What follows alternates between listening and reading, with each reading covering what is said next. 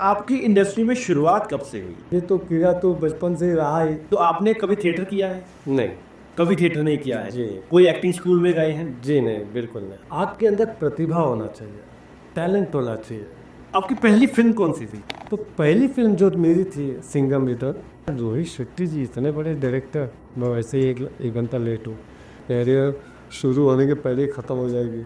शरीर की वजह से, पतलेपन की वजह से रिजेक्शन मिला है कई जगह। हेलो जी, सत श्री अकाल। मैं आपका प्रभजोत सिंह आपका स्वागत करता हूँ untold story podcast by Prabhjot Singh. आज मैं जिस एक्टर से आपको मिलवाने वाला हूँ ना, उन्होंने एक नहीं, दो नहीं, तीन नहीं, 5 नहीं, 10 नहीं, कम से कम 150 तो एड फिल्म्स की है। उसके ऊपर बहुत सारी फिल्में की हैं, बहुत सारे टीवी शोज किए हैं। तो आइए आप सबके सामने लेके आते हैं हमारे जाने माने एक्टर अभिषेक खन्ना जी। नमस्कार प्रभजोत भाई। नमस्कार अभिषेक भाई, कैसे हैं आप? बस बढ़िया, आप कैसे हैं? एकदम बढ़िया। धन्यवाद, आपने अपना कीमती समय निकाल के हमें टाइम दिया। Thank you so much for coming. नहीं, ये तो आपका प्यार है कि जो मुझे आमंत्रित किए। ये मेरा सौभाग्य है कि मैं आपके सामने बैठा हूँ और untold story podcast by Prabhjot ji. और मैं आपको बहुत बहुत बधाई दूंगा और ढेरों शुभकामनाएं दूंगा कि आप खूब तरक्की करें, बहुत आगे जाएं और ऐसे ही नाम कमाते रहें। बहुत बहुत शुक्रिया, बहुत बहुत शुक्रिया। सो अभिषेक भाई, आज हम आपसे आपकी रियल लाइफ के बारे में तो बात करेंगे, बिल्कुल, लेकिन रियल लाइफ के बारे में भी बात करेंगे। चलो अच्छी बात है। ऑडियंस को हम बताएंगे कि कैसे आपने अपना करियर शुरू किया, कैसे आपके करियर में बढ़ोतरी हुई, कैसे आपकी रुकावटें आई और इन सब का रिएक्शन रियल लाइफ में कैसा आपका पड़ा। तो सबसे पहला मेरा क्वेश्चन है कि आपकी इंडस्ट्री में शुरुआत कब से हुई? शुरुआत देखा जाए तो ऐड फिल्म से हुई। जो मैंने पहला ऐड किया था ली जीन्स का, और ये कुछ 4 या 5 सेकेंड का था और मैंने कैमरा फेस पहली बार किया था। और उस समय मेकअप दादा थे कौरी वालिया, जो बड़े बड़े फैशन शो किया करते थे और उस समय मेरे पिंपल्स हुआ करते थे। मैंने बोला कि चलो ठीक है, कोऑर्डिनेटर हुआ करते थे इस रानी, उनके मैं फ़ोटो दे के आया था और सौभाग्य से सिलेक्शन हो गया जी एलिजेंस के लिए। तो मैं जब गया मिला तो बाल भी थोड़े बड़े थे और उन्होंने बाल देख के बहुत अच्छा लगा। और पहला ऐड मैंने लीजेंस का किया था, उसके होर्डिंग लगे थे और टीवीसी भी हुआ था, मैगज़ीन में भी आया था, न्यूज़पेपर में भी आता था। तो अड़ोस पड़ोस वाले बोलते हैं तेरा अभी फ़ोटो आया है। तो उस मैगज़ीन से और न्यूज़पेपर से मैं वो कटिंग काट के आज भी रखा हूँ। सो जब आपने पहला आपको मिला, उसके पहले आप क्या करते थे? उसके पहले तो मैं मतलब बनारस में रहता था दादी जी और दादाजी के पास, और पिताजी और मम्मी जी आ चुके थे मुंबई। और होता है ना, दादा दादी जी के पास या नाना नानी के पास तो बच्चे शरारती हो जाते हैं। तो वैसे चल रहा था, 5वीं 6वीं में पढ़ रहा था, पढ़ाई लिखाई तो बोली जाइए, मौज मस्ती चल रही थी। एक दिन शिकायत आ गई दादाजी के पिताजी के पास कि ऐसे सब लड़का बिगड़ जाएगा, आप मुंबई लेके जाइए। मुंबई लेके आए तो मेरी तो बचपन से यही ख्वाहिश थी या तो मैं कुछ बनूं। तो जब आए मुंबई में, बोले कि पढ़ाई के लिए स्कूल में दाखिला दे दिए। शौक बचपन से रहा है जी, मुझे, एक्टिंग का शौक बचपन से रहा। दो शौक था, अच्छा या तो एक डॉक्टर बोलो और या तो फिर एक्टर। अच्छा। तो ये बचपन से शौक रहा है मेरा। तो डॉक्टरी की तरफ कदम क्यों नहीं बढ़ाए? क्योंकि मैं साइंस में जैसे 3 साइंस हुआ करता था, जैसे फिजिक्स, केमिस्ट्री, बायोलॉजी जी और मैथ्स होता था, ज्योमेट्री और अलजेब्रा। जी। ज्योमेट्री मेरा वीक था और बायोलॉजी और ये फिजिक्स थोड़ा मेरा वीक था। अच्छा, उस वजह से आप डॉक्टरी की तरफ नहीं बढ़ पाए। और फिर मैं सोचा कि यार चलो अच्छा है, एक्टिंग करते हैं, एक्टर ही बनते हैं। तो आपने कभी थिएटर किया है? नहीं, कभी थिएटर नहीं किया है जी। कोई एक्टिंग स्कूल में गए हैं? जी नहीं, बिल्कुल नहीं। मेरे को अभिषेक जी की बातें जान के ये लग रहा है कि एक्टिंग करने के लिए, एक्टर बनने के लिए कोई एक्टिंग स्कूल या फिर कोई थिएटर में जाना ज़रूरी नहीं है। अगर आप एक्टर हो, वो आपको बचपन से ही इनबिल्ट एक्टिंग आपके अंदर आ जाएगी। इसका जीता जाता मिसाइल हमारे सामने है अभिषेक खन्ना जी, जिन्होंने ना कभी थिएटर किया है, ना कभी एक्टिंग स्कूल में गए हैं, फिर भी 150 से ज़्यादा, मेरे को पता है 150 से ज़्यादा एड फिल्म्स की है, अनगिनत मूवीज़ की हैं और ना जाने कितने ही टीवी शोज़ किए हैं। अगर मैं गलत नहीं बोल रहा हूँ तो आप बताइए सर। हाँ जी बिल्कुल, मैं तकरीबन 450 ऐड फिल्म किए हैं। 450 मैंने मुझे 150 पता था, लेकिन आपने क्योंकि मेरे पास बहुत बड़ी टीम है एक लोगों की, बराबर। उन्होंने सर्च करके रखा था कि आपने 150 ऐड किए हैं। और अभी मैं कम से कम 18-20 ऐड में मैं ब्रांड एम्बेसडर रहा हूँ। अच्छा, वाह वाह वाह, क्या और बात। उसमें से एक अभी है फिलहाल इंडिगो पेंट्स। अच्छा, और फिल्में मैं 20-22 का लगभग 20-25 के लगभग की हैं। उसमें से छोटी फिल्में भी हैं और बड़ी फिल्में बड़ी भी हैं। फिल्म भी है जी। और शॉर्ट फिल्म वही 18-20 के लगभग की है। अच्छा। जैसे कुछ शॉर्ट फिल्म में मुझे अवार्ड भी मिला है। अच्छा जी। और सीरियल्स तो मैं कंटिन्यूटी कुछ किए हैं, मुश्किल से होंगे 8-10। और एपिसोडिक हुआ करता था, जैसे CID, crime patrol, art, JJ, Surya the cop, episodic जो वाले, वो एपिसोडिक करता था मैं। मतलब कंटिन्यूटी में 1-2 दिन कैमियो नहीं करता था। अच्छा, तो सर मेरा अगला क्वेश्चन आपसे ये है कि जैसे आपकी बॉडी है, आजकल की जनरेशन को क्या लगता है, बॉडी बनाओ, ये करो, जिम जाओ, सप्लीमेंट्स ले लो, ये सब कर लो, तो आपको कभी इस बात की प्रॉब्लम आई कि आप बहुत पतले हो? जी हाँ, ये तो मुझे भी लगता था। जब मेरे मोहल्ले में जब बिल्डिंग से कोई उतरता था, एक ऋषि कपूर साहब की जैसा एक अच्छा हैंडसम दिखता था, तो मैं उसको देखता था, यार ये हीरो है। तो अपने आप को देखता था यार मैं दूल्हा पतला। लेकिन कहते हैं ना कि कुदरत कुछ बना के भेजता है जी। हर एक इंसान के अंदर कुछ अलगपन होता है। तो मेरे पिताजी भी एकदम खूबसूरत थे और फिलहाल अब नहीं रहे। और मम्मी जी भी मेरी अच्छी थी, सुंदर थी एकदम। जब मेरे पिताजी मुंबई आए थे और इनको ऑफर मिला था एज अ हीरो। ऐसा हीरो आपके पिताजी को? जी हाँ। ये किस ईयर की बात कर रहे हैं? ये होगा 1965-68 की। 60s की बात कर रहे हैं आप, जब ये राज कपूर साहब ये इन सब का दौर था? बिल्कुल। अच्छा जी। तो उस समय प्रोड्यूसर मिले थे, आए थे मुंबई में, लेकिन स्ट्रगल बहुत हुआ उनका जी। और उसी दौरान BST में एक ट्रॉम बस चलता था। ओके। और एक बॉम्बे में ट्रॉम बस चलता था और एक ऐसे नॉर्मल बस चलते थे। और इनका मुंबई में कोई था नहीं। जब ये आए थे तो बोले कि यार अभी सर्विस नहीं है, तो चलो एग्ज़ाम देने चले गए कोलाबा। वहाँ पास हो गए। तो ट्रॉम बस में क्या होता है ना, गोल टोपी होती थी। अच्छा जी। आज से लगे तो आज से पगार चालू हो गया। और टोपी वाले के लिए 1-1.5 महीना सीखना पड़ता था। पेमेंट तो उसमें अच्छा था, लेकिन इसमें कम होता था। लेकिन जब हायर नहीं कुछ तब भी सही लग जाते। उसी दौरान प्रोड्यूसर साहब बस में चढ़े, उनको अच्छा लगा, उनके मतलब सुंदरता लगी कि वह खूबसूरत है, उनको काट दिया गया। फिर बोले कि मैं एज अ प्रोड्यूसर हूँ, मैं चाहता हूँ कि अभी फिर आपके साथ किया जाए। तो महबूब स्टूडियो उस समय बांद्रा में जो है, बांद्रा में जो है, वहाँ का एड्रेस दिया गया। तो पिताजी बोले कि यार ऐसे तो कई लोग मिलते हैं, क्या पता। वो कार लेके रख लिए। रखने के बाद फिर बोले कि यार मम्मी जी से पूछे कि ऐसी ऐसी बात हुई थी, ऐसा एक हफ्ता बीतने के बाद फिर जाके मिल लीजिए एक बार। अच्छा, तो उधर पैसे अच्छे मिलेंगे शायद, हो सकता है। तो मैं बोला हाँ ये भी सही है। तो पिताजी बोले कि चलते हैं। गए महबूब स्टूडियो में, शूट चल रहा था। प्रोड्यूसर साहब मिले वहाँ और बैठाए बाकायदा, जो भी होता है चाय नाश्ता बोले। फिर बोले कि क्या करना है क्या नहीं करना मुझे। तो आपके पिताजी तब पहली बार महबूब स्टूडियो में गए होंगे? अच्छा जी, ओके। तब आप कितने साल के थे? तब मैं नहीं था, तब आप पैदा भी नहीं हुए थे? अच्छा, ये आपके पिताजी की स्टोरी है? अच्छा जी, ओके। तो पिताजी गए, ऐसे बैठे होते मिले विले, और वहाँ पर शूट चल रही थी, कोई हीरोइन थी। उस समय पिताजी को भी ये पता नहीं था। और गए बोले कि ऐसी है, फिर क्या करना होगा, ये एक्टिंग करना होगा, गले मिलना होगा, किस करना होगा, मतलब चुम्मा।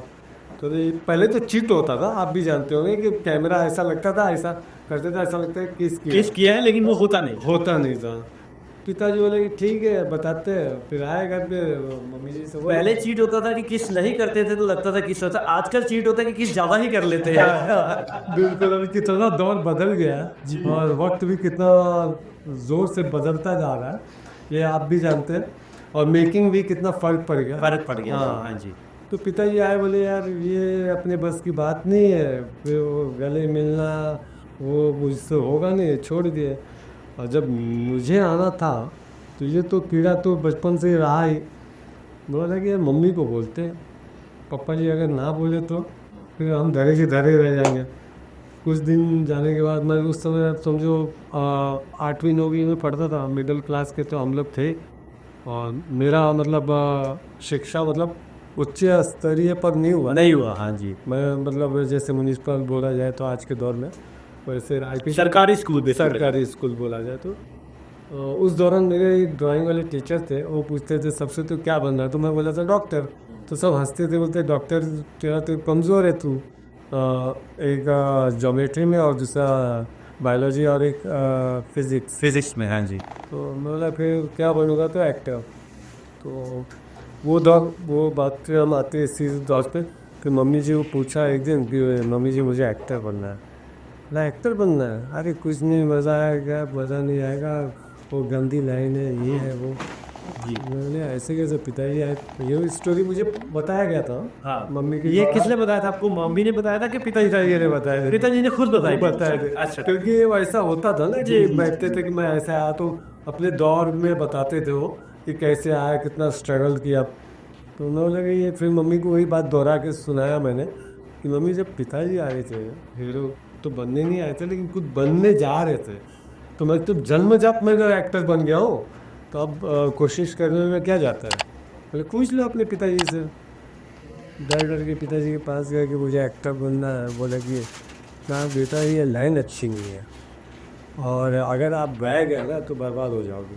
कि उस दौर में क्या था ना कि चलता था, मतलब ये कौन से ईयर की बात चल रही है? ये 70-72% जब आपकी बात चल रही है ये अभी मेरे जन्म होने के बाद मैं जब आ गया था मुंबई। तो ये कौन सा ईयर था? ये होगा 80-82 के लिए। 80-82, तो भी 80s की बात है ये। जब अमिताभ बच्चन, धर्मेंद्र जी हाँ। पूरे पीक पर थे, तब आपने सोचा कि मुझे मुंबई जाके एक्टर बनना है। एक्टर बनना है। तब सोचिए, आपने तभी सोच लिया था कि मुझे एक्टर बनना है, और कुछ लोग पैदा भी नहीं हुए थे, बिल्कुल, फ्रैंकली स्पीकिंग, जो आज इंडस्ट्री में है। बिल्कुल। तो बोले कि ठीक है। तो भैया भी, मेरे बड़े भैया बोले कि मैं ये बात इसलिए बता रहा हूँ, जो आपने बोले कि शोले ढोले होने चाहिए, खूबसूरत होना चाहिए लड़की, स्लिम बॉडी, या लड़के ऐसे बॉडी बिल्डर होना चाहिए। जी जी जी जी। मेरा ये मानना है कि नहीं, ज़रूरी नहीं है। ये तो एक चलन चला है, इसलिए आपके अंदर प्रतिभा होना चाहिए, टैलेंट होना चाहिए कि आपको करना क्या और कैसे बनना है। तो ये गुण मेरे अंदर बचपन से रहा। तो मैंने बोला, पिताजी बोले कि ठीक है। मम्मी बोले कि जाएगा, घूम फिर के आ जाएगा, नहीं तो घर तो पड़ा ही है, तो कर लेंगे, फिर कुछ ना कुछ करवा लेंगे। बोले ठीक है। तो पहला ऐड वही। तो तभी आपके पिताजी और मम्मी जी बॉम्बे में थे? हाँ बिल्कुल। और तब आप गांव से बॉम्बे आ चुके थे? आज और तभी आपने बोला कि मुझे स्टार्ट करना है, और पहला ऑडिशन आपको मिला, वो ऐड जो 6 सेकंड का ऐड था, पहला वो मिला। ओके, उसके बाद सेकंड कैसे मिला फिर आपको? फिर मेरा लालच बढ़ गया अच्छा, कि बोला कि लालची आदमी बन गया एक्टिंग को लेके लालची। बिल्कुल। बोला यार ये कैड आ गया, अरे अच्छा, अड़ोस पड़ोस वाले भी बोलने लगे यार। अच्छा, इफ़ यू डोंट माइंड, आप मुझे बता सकते हैं कि उस ऐड का आपको अमाउंट कितना मिला था उस दौर में? उस दौर में देखा जाए तो मुझे अगर सच बोले तो जी 10,000 मिला था उस समय। 80s में आपको एक ऐड का 10,000 मिला था, जो कि आज के टाइम पर 1 लाख रुपए मिनी प्रो होगा। लेकिन बहुत अच्छा, ये बहुत अच्छी बात है, इस बात में मैं ताली जरूर मारूंगा कि उस दौर पे हमने जो ऐड किया उसका आपको 10,000 रुपये मिला, ये बहुत खुशी की बात है। जी कंटिन्यू। तो जब ये ऐड मिला था, मुझे पेमेंट मिलने वाला था और दिवाली का समय था। बोला अच्छा, मुझे ये पता नहीं था कि मुझे कितना मिला। हाँ, आपके जॉब में क्या? हाँ, बोला होगा यार 500-1000 होगा। करेक्ट। कोई बात नहीं, लेकिन 500-1000 में हम मिठाई लेके जाएंगे, जिनके थ्रू मैं काम किया हूँ उनको, पूरे स्टाफ को बांटूंगा। और जब उनका फ़ोन आया कि आप चेक लेने नहीं आए, तो वो पूछा कितने का, तो 10,000। तो बोला अच्छा, उनका कमीशन होता था, कोऑर्डिनेटर होगा। बोला ठीक है। तो भी मैं कैलकुलेशन किया कि भाई अगर मैं पाव किलो भी अगर काजू कतली भी लेके जाता हूँ तो कितना खर्चा होगा। तो मैं जाके उनके स्टाफ वालों को सबको दिया हो कि आपकी वजह से मुझे एक काम मिला, और उन लोग भी खुश हुए, और मेरा पोस्टर लगाया गया ऑफिस में।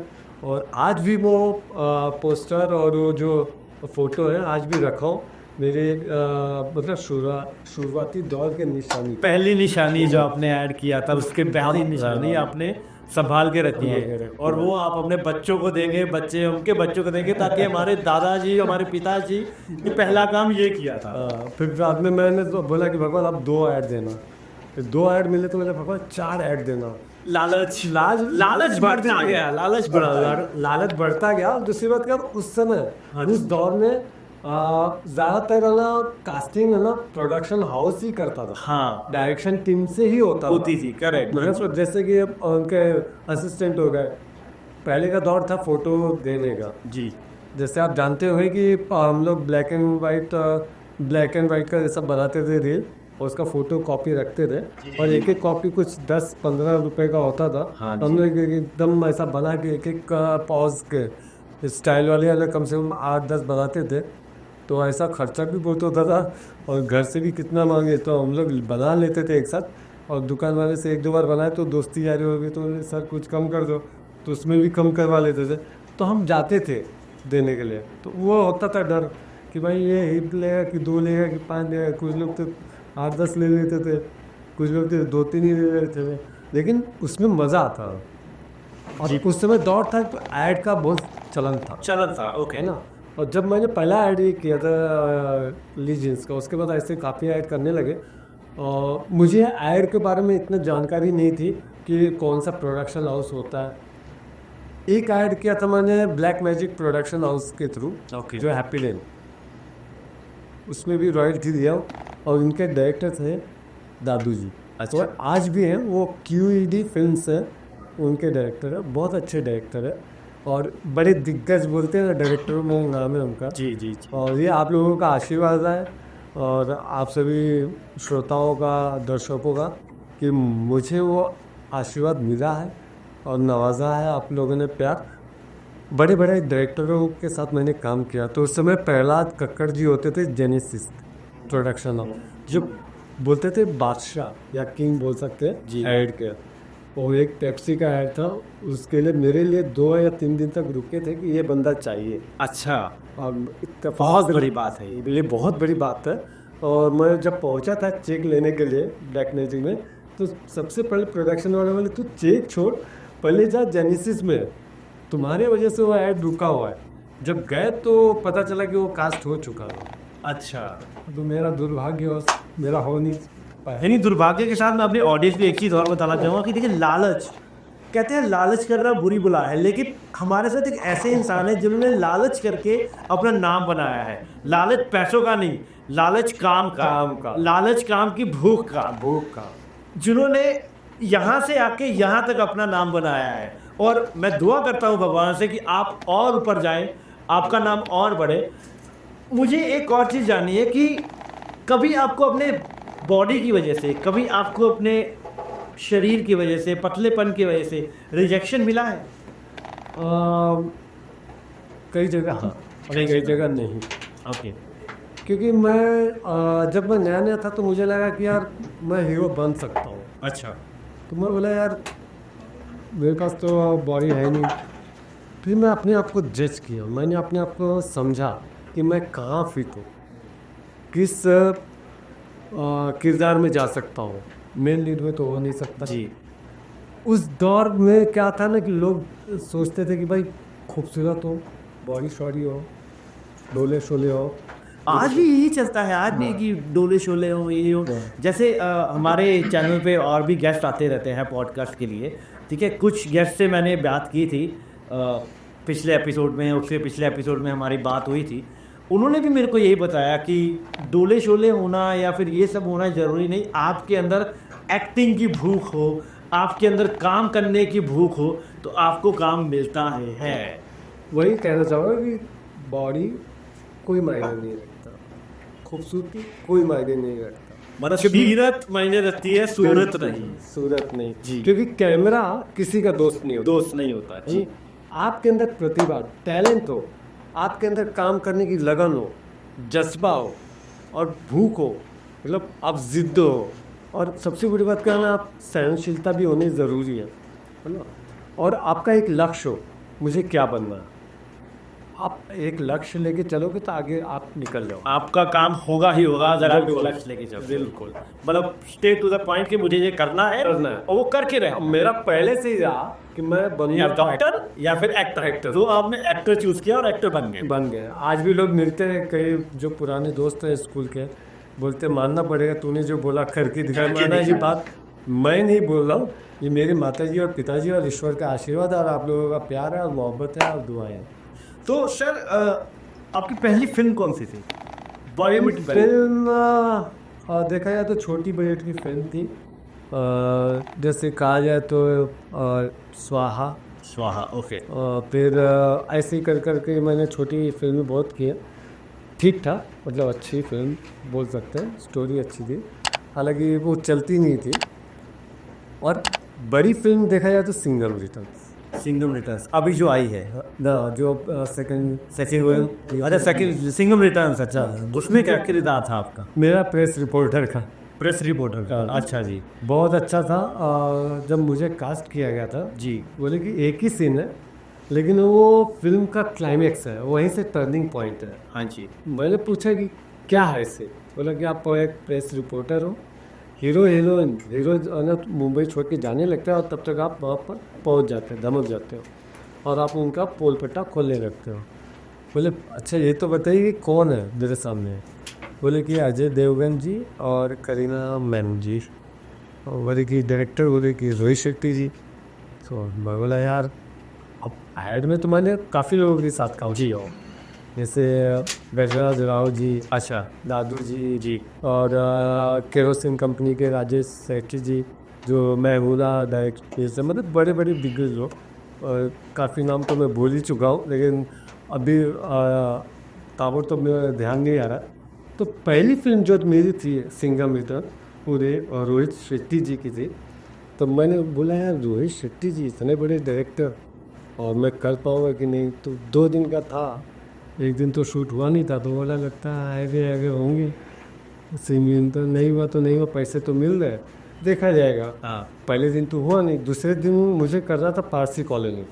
अच्छा, वाह, जबकि मैं शूट कर चुका था कई ऐड का और मुझे ध्यान में नहीं आया, मैं उस दिन लेट हो गया और मैं बाबूलाल मंदिर की तरफ चले गया था, जसलों का हॉस्पिटल से आगे। और उनकी जो एसोसिएट डायरेक्टर कहा जाए तो गलत नहीं होगा, विधि जी आप जानते होंगे, उनका फ़ोन आ रहा था कि अभिषेक जी आप कहाँ हैं? मैं बस पहुँच रहा हूँ। पहुँचते पहुँचते आधा पौना घंटा हो गया, पहुँच नहीं पाए थे। मैं एग्जैक्ट कहाँ है?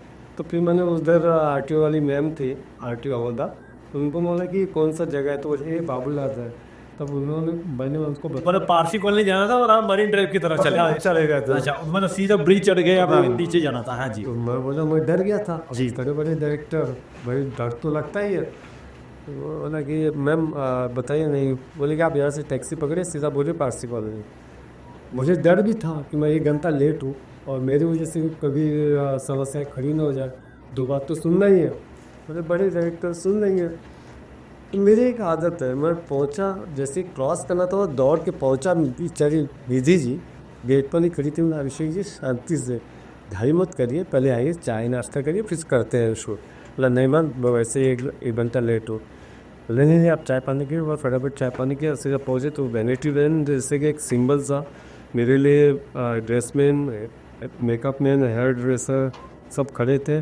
और बोला यार अच्छा मैं लेट हो गया, मैं कुछ बोला नहीं, धीरे कटिंग वटिंग जो भी हुआ, कपड़े वपड़े नाश्ता वास्ता सब करके उतरने लगे। तो जहन में ये बात थी कि रोहित शेट्टी जी कुछ बोल ना दे जी, अभी मेरे वजह से भी इतने बड़े स्टार हैं और अभी एक तरफ अजय देवगन सर और एक तरफ रोहित शेट्टी सर, तो एक तरफ आप 1 घंटा लेट भी हो रहा जी। मैं जैसे सीढ़ी से उतर रहा था और एडी सब साथ में चल रहे थे, मेरे जहन में ये बात थी, तो मैं ऐसे करके लगता है आज तो हो गया, आज अपना बंटा जहान हो गया, तहरीर शुरू होने के पहले ख़त्म हो जाएगी।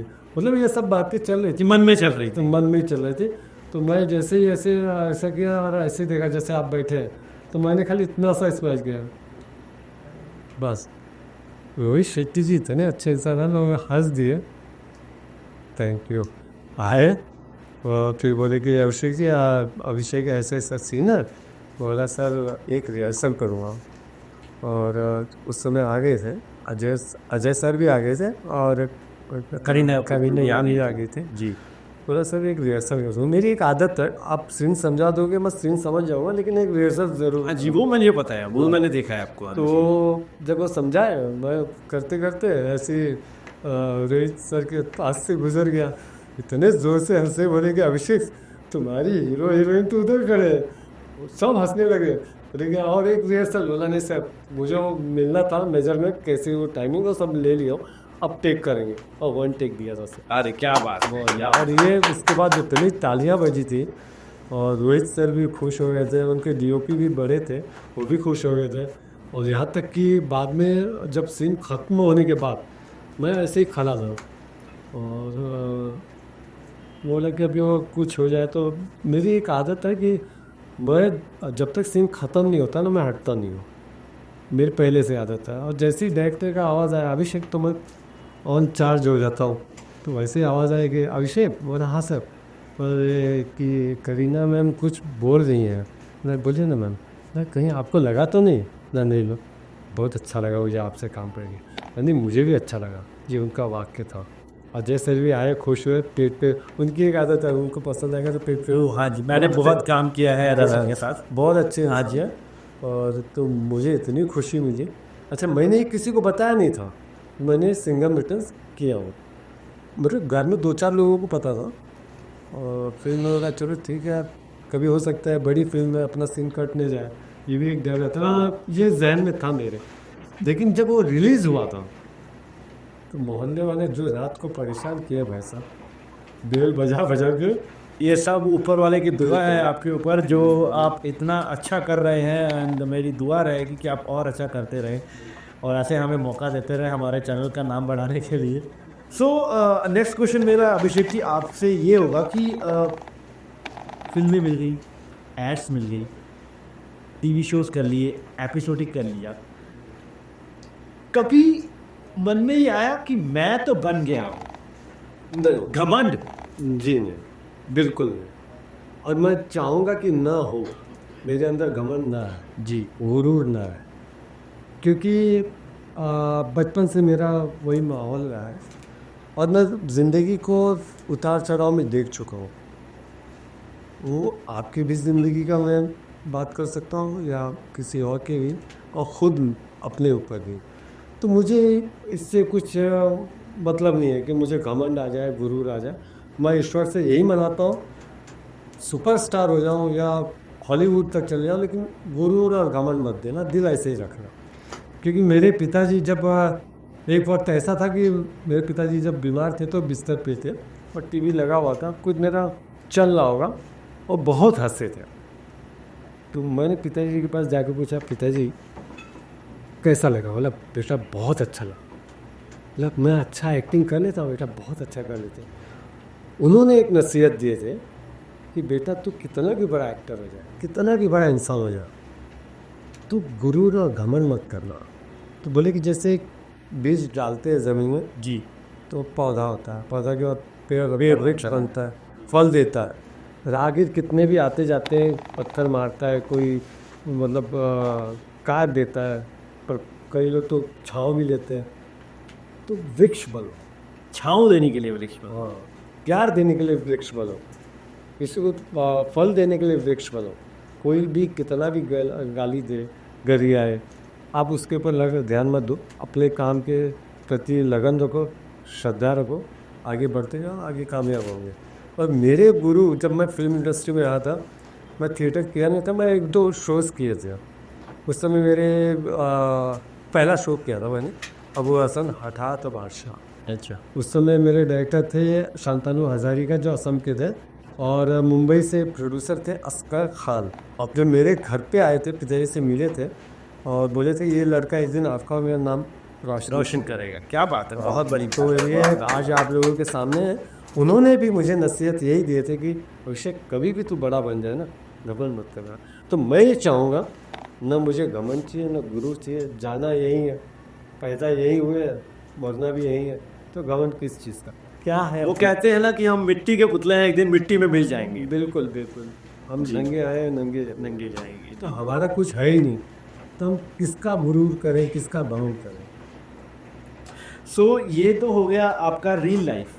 अब थोड़ा सा आपकी रियल लाइफ के बारे में चलते हैं। तो आपकी शादी कब हुई और शादी कैसे हुई? मतलब लड़की आपकी लव मैरिज थी या अरेंज मैरिज थी? और लड़की को जब पता चला कि उस ज़माने में क्या होता था कि जो एक्टर है या कोई डांसर है या कोई इस लाइन में कोई काम करता है तो लोग उसको डांसर होता नचनिया बोलते थे, एक्टर होता तो बोलते थे कि भाई गलत लाइन है, ये अच्छा काम नहीं करता है। तो उस दौर में आपको जिस लड़की ने पसंद किया, जिस लड़की को आपने पसंद किया, उनका क्या रिएक्शन था, आपका क्या रिएक्शन था? ये अच्छा सवाल पूछे आपने रियल लाइफ के लिए। जब मैं ये शो कर रहा था, जैसा अभी मैंने बताया आपको, अबू हसन हटात बादशाह, उस दौरान मतलब ये पिताजी को तो पसंद नहीं था कि लड़कियां लड़के लोग घूमे फिरे। जी जी जी। उसी दौरान मुझे मेरे पड़ोस में थे, उनका कुछ पहचान था कि तुझे थिएटर में जाके मिलवा देते हैं, बॉम्बे प्रीति देता है जी। तो वहीं पर करते हैं शो। और हमारे मोहल्ले से हम दोनों जा ही रहे थे, आप दोनों मतलब वो जो मुझे मिलवाई थी, जो मिल रहे थे? हाँ जी। अच्छा पिताजी को पसंद नहीं आया तो बोले कि लड़का बिगड़ न जाए तो हम इनकी शादी करवा देते हैं। अच्छा। और हमारे पिताजी ये, और जैसे पहले के लोग क्या होते थे, बड़े बुजुर्ग देखते थे लड़का लड़की आप पसंद करके शादी करवा देते थे जी। मुझे कोई एतराज़ नहीं था इस मामले से, लेकिन मैं ये चाहता था कि मेरा मतलब भविष्य बन जा, तब मैं करूँ। इस बात पे थोड़ी ऊपर नीचे बातचीत होती थी पिताजी से, लेकिन मैं बोला कि नहीं चलो ठीक है शादी कर लेते हैं। मेरी शादी हुई है अरेंज मैरिज, और आज भी मेरे साथ है, मेरे भी बच्चे हैं। और मैं चाहूँगा कि मेरी बीवी जो मिली है साधारण सी है, हाउस वाइफ है, 10वीं तक पढ़ी है, मिडिल क्लास और अच्छी है। जो मेरा ही मानना है कि आपकी बीवी या जैसे आपकी वाइफ अगर आपकी ज़िंदगी को संभाल दे और आगे तरक्की के राह पे ले जाए, वो आपकी हमसफ़र अच्छी होती है। क्या बात। मेरी बीवी भी जैसे उतार आया तो भी संभालिए, चढ़ाव आया तो भी संभालिए। मतलब कोई भी सिचुएशन हो उन्होंने आपका साथ कभी नहीं छोड़ा। बहुत अच्छी बात है। आजकल बहुत सुनने में मिलता है कि कल शादी हुई और आज डिवोर्स हो गया। ये लेकिन आपका दुआ करता हूँ मैं, और आगे भी भगवान से ही दुआ रहेगी भी मेरी, कि जो आपने बताया सबके साथ ऐसा होना चाहिए कि एक पार्टनर उनको ऐसा मिलना चाहिए जो उनको सपोर्ट करे, जो उनके अप्स एंड डाउन में उनके साथ रहे। ये बहुत कम होता है अभिषेक जी, लेकिन आपको मिला है, उसके लिए आपको बहुत बहुत बधाई। और दुआ है भगवान से कि आपका रिश्ता जो है ऐसे सालों साल जन्मों जन्मांतर तक ऐसे बढ़ता ही रहे और आपके बच्चे भी बहुत तरक्की करें। बिल्कुल। सो अभिषेक जी, मेरा नेक्स्ट क्वेश्चन आपसे ये है कि कभी आप शूट कर रहे हैं, आपको बहुत लेट हो गया, तो क्या आपकी वाइफ आपसे झगड़ा करती थी?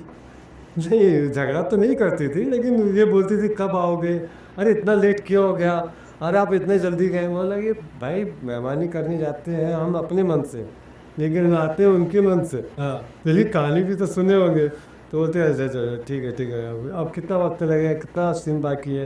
तो मैं बता देता हूँ, या तो घर से फ़ोन आता है। अच्छा। आपके भाभी जी का फ़ोन आ जाएगा, या तो फिर आपके भतीजे का आ जाएगा फ़ोन, या तो भतीजी का आ जाएगा। अच्छा। कि पापा कब आ रहे हो, कितना वक्त लगेगा, खाना बनाए कि नहीं बनाए, तो वो सब बोलते थे।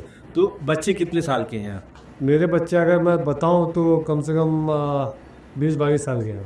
लड़का लड़की दोनों? हाँ, मेरे 4 बच्चे हैं। अच्छा, 4 बच्चे हैं आपके? 3 लड़का 1 लड़की, और एक मैंने गोद लिया हो।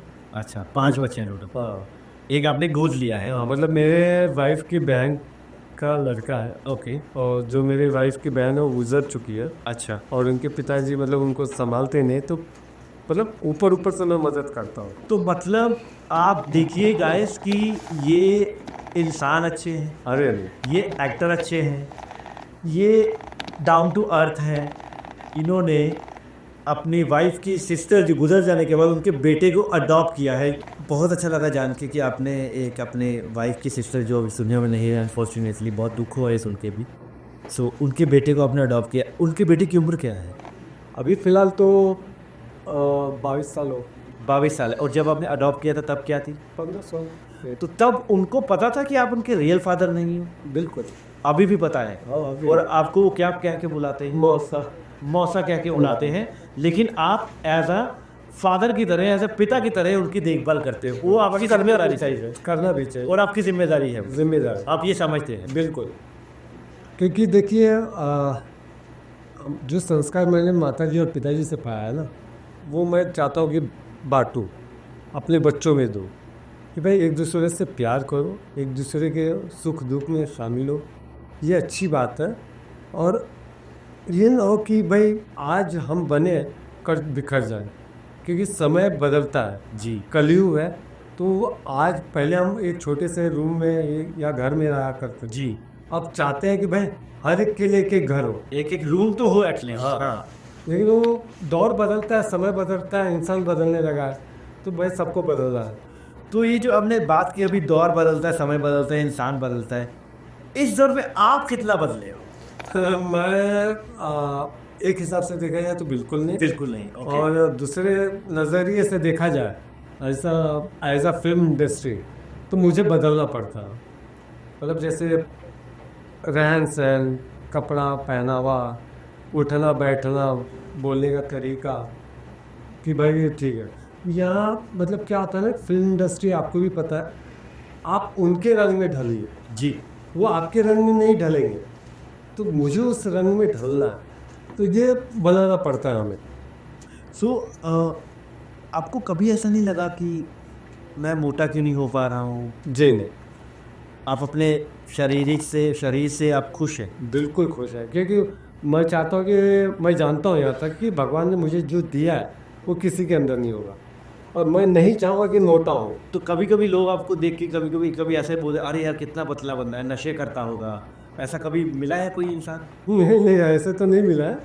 और कई बार बोलते हैं कि यार जैसे शूट पे हुआ था कि यार तुम इतने दुबले पतले हो, बीमार तो नहीं हो क्या, कुछ रोग वोग तो नहीं है? बोला नहीं, ऐसा कुछ नहीं। बोले कोई मुझे रोग नहीं है, ना बीपी है, ना शुगर है, ना कुछ है। बोले तुमने ऐसा कभी सोचे कि मोटापा के लिए कुछ करे?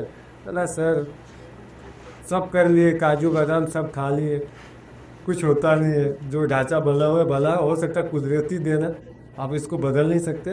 लेकिन ये है, यही पहचान है। पहचान, वो पहचान बन गया, आपका पतलापन ही आपकी पहचान बन गई। कई लोग मोटे लोग मिलते मिलते हैं, अभिषेक यार तुम्हारे जैसा बॉडी होता तो मज़ा आ जाता।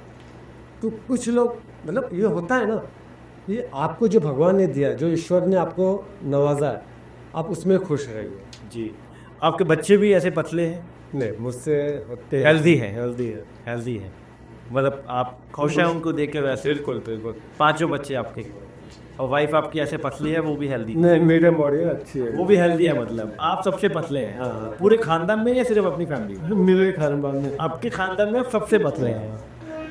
सो अभिषेक जी, बहुत अच्छा लगा आपसे बात करके, मुझे बहुत अच्छा लगा। सो गाइस, ये थे अभिषेक खन्ना हमारे साथ, इनके साथ बात करके बहुत अच्छा लगा हमें। आप भी देखिए इनका वीडियो कि इनके रियल लाइफ के बारे में क्या क्या हुआ इनके साथ, ये कैसे ऊपर आए हैं, कैसे ये बड़े हैं। तो आप भी देखिए वीडियो, कमेंट बॉक्स में कमेंट करके बताइए अगर इनसे कोई क्वेश्चन पूछना है, अगर मुझसे कोई क्वेश्चन पूछना है। वीडियो को शेयर कीजिए, वीडियो को लाइक कीजिए और चैनल को सब्सक्राइब कीजिए।